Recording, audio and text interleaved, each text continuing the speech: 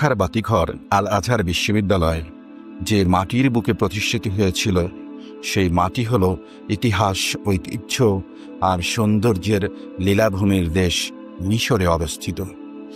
এই দেশে যখন সূর্য ধীরে ধীরে মাথা তোলে, নীল নদের জলে তখন ঝিকিমিকি করে সোনালি আলো। সে আলো শুধু চোখে নয়, প্রবেশ করে আত্মায়। কারণ নীল নদ শুধু একটি নদ নয়, এ এক জীবনধারা, যার ঢেউয়ে গাথা আছে ফিরআউনদের রাজত্ব, নবীদের পদধ্বনি আর ইতিহাসের প্রতিটি মোড়। পেছনে তাকালে মেলে বিশাল পিরামিডের, যা দাঁড়িয়ে আছে হাজার বছর ধরে, সময়ের ঝড় ঝাপটা সহ্য করে ইতিহাসের নীরব প্রহরী হয়ে। ওগুলো শুধু পাথরের স্তূপ নয়, ওগুলো আমাদের অতীতের মুখচ্ছবি। মিশরের অলিগলি যেন এক জীবন্ত জাদুঘর। খান আল খলিলের বাজারে হাঁটলে দোকানিদের মুখে মশলার ঘ্রাণে পুরনো গলির ইট পাথরে মেলে ঐতিহ্যের কাব্য। প্রতিটি দোকান, প্রতিটি চা কাপ যেন বলে ওঠে শত শত বছর আগের গল্প।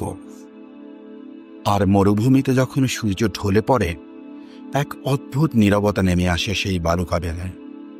কেউ কথা বলে না, তবু যেন কেউ ফিসফিস করে। এটাই সেই ভূমি যেখান দিয়ে হেঁটেছিলেন নবীগণ।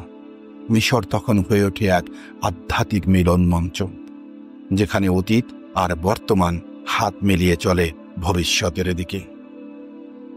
আর যখন কোনো বৃদ্ধ কোরআন পাঠ করেন আল আজহারের মসজিদে বসে, সেই কণ্ঠের কম্পনেই জেগে ওঠে মিশরের আসল সৌন্দর্য, জ্ঞান আর ইমানের আলো।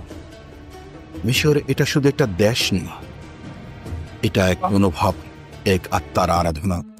এটা সেই লীলাভূমি যেখানে ইতিহাস নিঃশ্বাস নেয়, ঐতিহ্য কথা বলে, আর সৌন্দর্য আল্লাহর রহমতের মতন চারপাশে ছড়িয়ে পড়ে।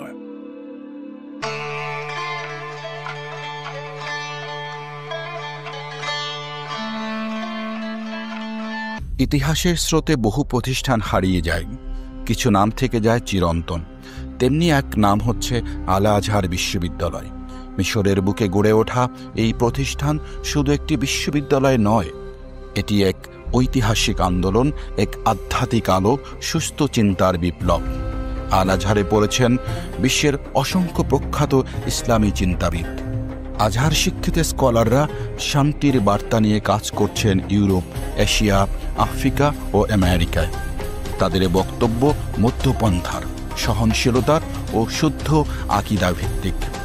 আল আজহার থেকে বিশ্বকে আলো ছড়ানো মহান 5 জন ইসলামিক স্কলার নিয়ে বলবো। তারা শুধু নাম নয়, তারা ইতিহাস। তারা শুধু ব্যক্তিত্ব নয়, তারা আদর্শ। আর সেই আদর্শের জন্মভূমি আল আজহার বিশ্ববিদ্যালয়।